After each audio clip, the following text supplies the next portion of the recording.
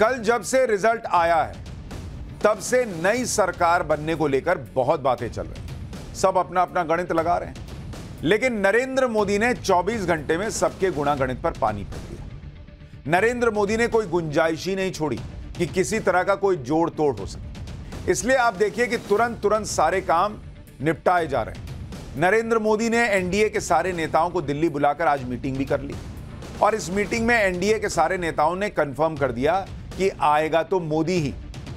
फिर आप कहेंगे मैंने नरेंद्र मोदी के इस्तीफे की बात क्यों की, ये आगे बताऊंगा। नरेंद्र मोदी की लीडरशिप में नई सरकार बनाने पर सब सहमत हो गए।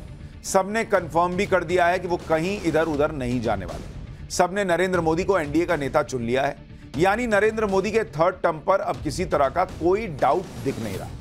सब कुछ क्लियर हो चुका है, थर्ड टर्म की तैयारी शुरू हो चुकी है और अब सिर्फ शपथ ग्रहण की जो तैयारी है या शपथ ग्रहण ही समझिए कि बचा हुआ है, बाकी सब सेट हो गया है।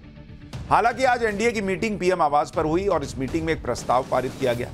प्रस्ताव में कहा गया कि 60 साल के बाद भारत की जनता ने लगातार तीसरी बार पूर्ण बहुमत से सशक्त नेतृत्व को चुना है।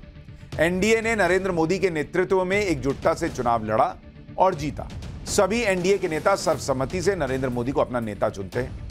एनडीए की बैठक में कुछ दलों ने नरेंद्र मोदी के समर्थन में अपना समर्थन पत्र भी सौंप दिया, जैसे एकनाथ शिंदे गुट की शिवसेना ने समर्थन पत्र दे दिया, चंद्रबाबू नायडू की पार्टी ने दे दिया।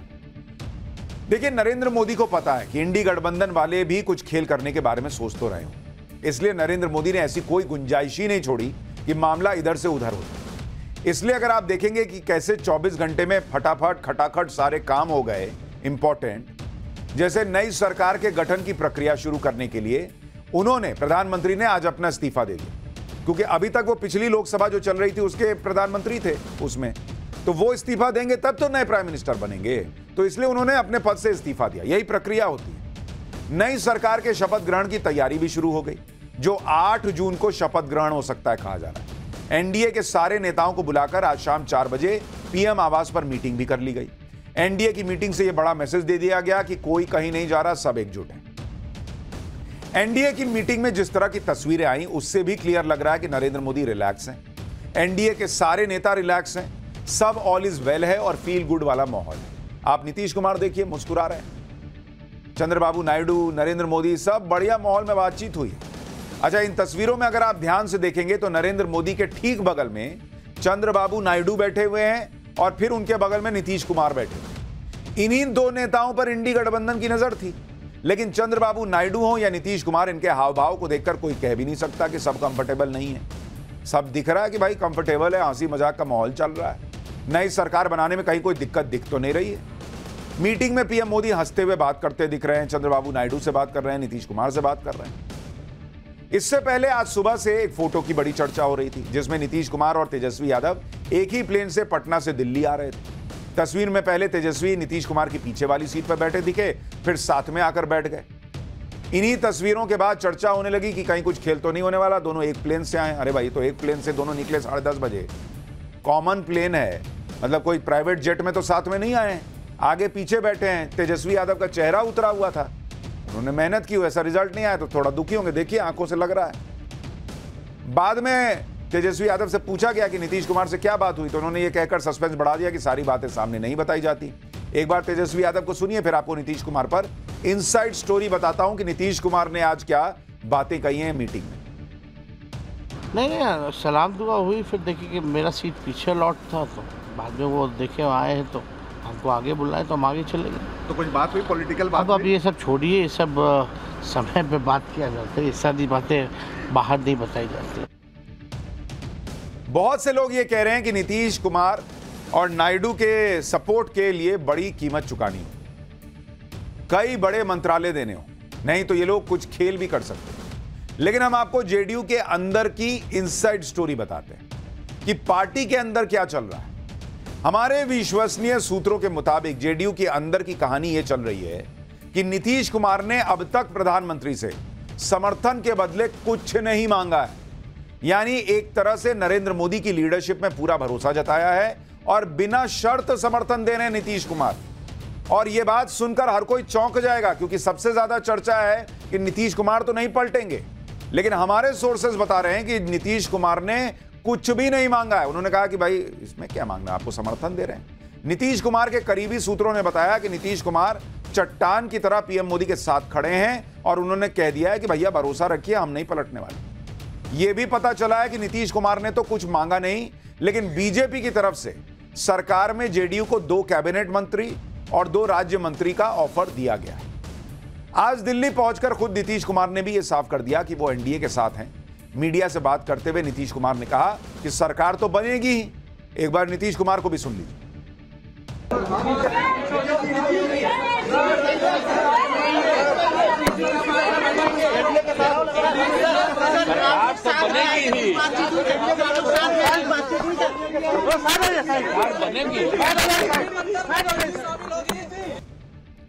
खुद नीतीश कुमार के करीबी नेता भी इंडी गठबंधन में चल रही अटकलों को सीधे खारिज कर रहे हैं। जेडीयू नेता ललन सिंह ने कह दिया कि सब लोग नरेंद्र मोदी के साथ मजबूती से खड़े हैं। भाई, इंडी गठबंधन वाले सिर्फ हवाबाजी कर रहे हैं।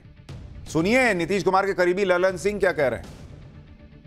इंडिया गठबंधन के जो लोग हैं उनसे सर्टिफिकेट की जरूरत है क्या? हम लोग को उनसे कोई सर्टिफिकेट की जरूरत नहीं है। वो उम्मीद लगाए रखे हैं। उम्मीद तो ऐसे मुंगेरी लाल हसीन सपना भी देखते थे, कुछ नहीं मिलने वाला है। हम लोग मजबूती के साथ एनडीए के साथ हैं, प्रधानमंत्री नरेंद्र मोदी जी के साथ हैं। अभी काहे के लिए? अभी तो सरकार बनेगी उसके बाद ना, वो तो प्रधानमंत्री का विशेषाधिकार है। ये भी स्पेकुलेशन लगाया जा रहा था कि शायद इंडिया को अप्रोच करेगी, तो अगर अप्रोच करती है तो क्या आप लोग उसके? अरे बता तो दिए कि बिल्ली की तरह वो लोग घूम रहे हैं, हवाबाजी कर रहे हैं। कह रहे हैं कि बिल्ली की तरह इंडी वाले घूम रहे हैं, हवाबाजी कर रहे हैं। उधर चंद्रबाबू नायडू ने भी इंडी गठबंधन के सारे अरमानों पर पानी फेर दिया। नायडू ने फिर से क्लियर कर दिया कि वो कहीं नहीं जाने वाले, नरेंद्र मोदी के साथ ही रहेंगे। एनडीए की बैठक के बाद चंद्रबाबू नायडू ने क्या कहा है वो भी सुनिए, फिर बताता हूं कि आगे आने वाले दिनों में क्या होने वाला है। How can we contest elections if you are not a part of NDA? 3 parties combined we collected. Why you got that doubt? I don't know. Sir, how was the meeting? How was the meeting, sir? Good. यानी चंद्रबाबू नायडू भी कह रहे हैं कि भाई अगर हम NDA का पार्ट नहीं होते तो एनडीए के नाम पे कैसे चुनाव लड़ रहे होते। पता नहीं लोगों को क्यों शक हो रहा है। तो चंद्रबाबू से लेकर नीतीश बाबू तक सब नरेंद्र मोदी के साथ डटकर खड़े हैं। तो इंडी वाले बेचारे सपना ही देखते रह गए। आज तो एनडीए के नेताओं की मीटिंग हो गई जिसमें नरेंद्र मोदी की लीडरशिप पर भरोसा जताया गया। अब आगे का प्लान भी सुन लीजिए। 7 जून को एनडीए सांसदों की बैठक होगी जिसमें औपचारिक तौर पर एनडीए के प्रधानमंत्री के तौर पर पीएम मोदी के नाम का ऐलान हो जाएगा।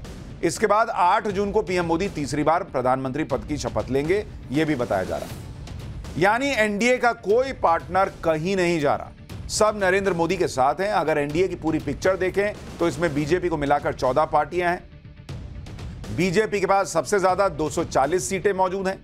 तेलुगु देशम पार्टी यानी टीडीपी के पास 16, जेडीयू के पास 12 सांसद हैं, एलजेपी के पास 5 सांसद, शिवसेना शिंदे गुट के पास 7 सांसद, जेडीएस के पास 2, आरएलडी के पास 2, हम के पास 1, अपना दल एस के पास 1, जनसेना पार्टी के पास 2, आजुजू ऑल झारखंड स्टूडेंट्स यूनियन के पास 1, यूपीपीएल के पास 1, एसकेएम के पास 1, एजीपी के पास 1 और एनसीपी के पास 1। एनडीए में शामिल अलग अलग दलों के नेता आज जब दिल्ली पहुंचे तो उन्होंने मीडिया के सामने भी क्लियर किया कि एनडीए एकजुट है और पीएम मोदी ही प्रधानमंत्री बनने जा रहे हैं।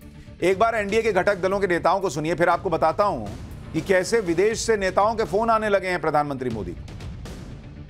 ये मोदी जी को पूरी तरह जितनी मेजोरिटी के लिए सांसद लगते हैं, संख्या लगती है, उतनी पूरी हो चुकी है, उससे ज्यादा है।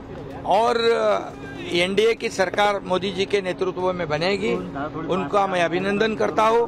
मेरे मुख्यमंत्री चट्टानी एकता की तरह एनडीए गठबंधन के साथ है।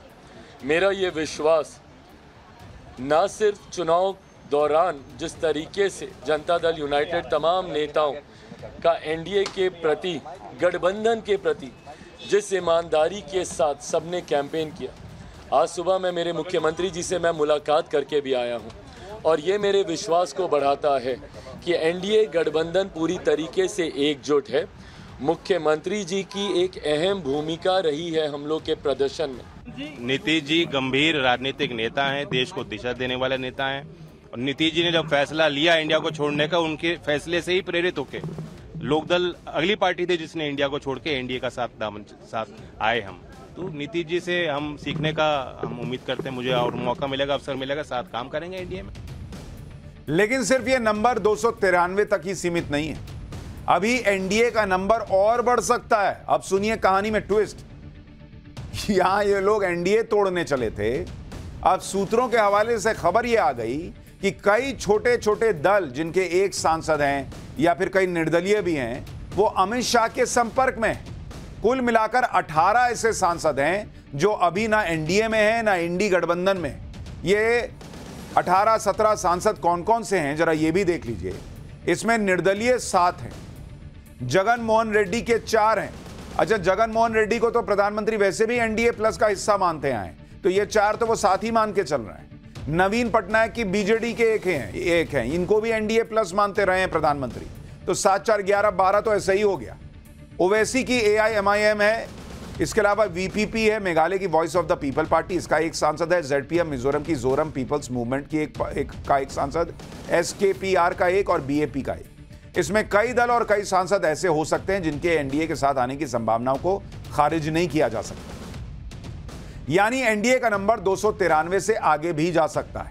हालांकि अगर 7 निर्दलीय सांसदों को देखें तो इनमें कई सांसद हैं जिनसे बीजेपी समर्थन नहीं लेना चाहेगी, जैसे जेल में बंद अमृतपाल सिंह जो पंजाब के खडूर साहिब से जीता है, सरबजीत सिंह खालसा जो इंदिरा गांधी की हत्या करने वाले बेअंत सिंह का बेटा है, इंजीनियर राशिद जो बारामूला से जीता है और टेरर फंडिंग के केस में जेल में बंद है। तो ये 3 से बीजेपी शायद ही समर्थन ले।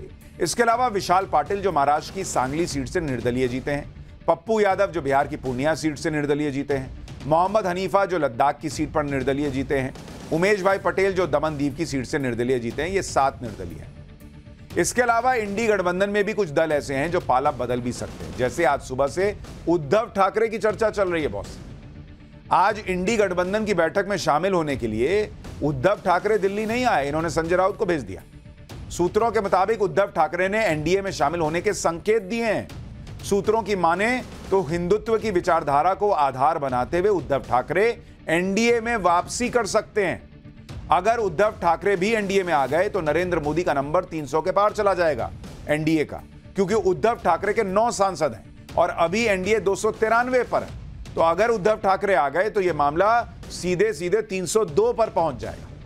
और ऐसा नहीं कि उद्धव ठाकरे पहले साथ नहीं रहे, उद्धव ठाकरे का प्रधानमंत्री मोदी से लगाव भी बहुत है, पर्सनल रिलेशनशिप अच्छी है। तो हो सकता है कि एनडीए तोड़ने वालों को झटका लग जाए और उद्धव ठाकरे इधर आ जाए।